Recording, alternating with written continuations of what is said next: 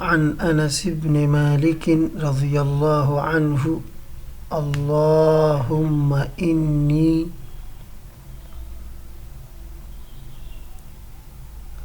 أعوذ بك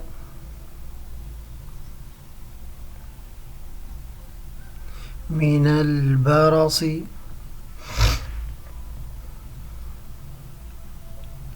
والجنون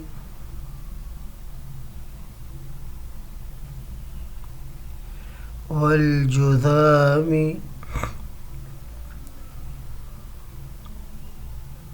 ومن سيء الأسقام.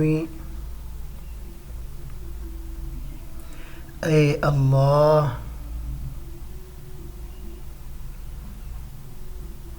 میں آپ کی پناہ چاہتا ہوں سفید داغ،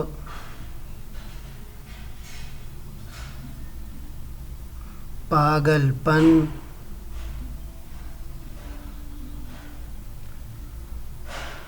کوڑ،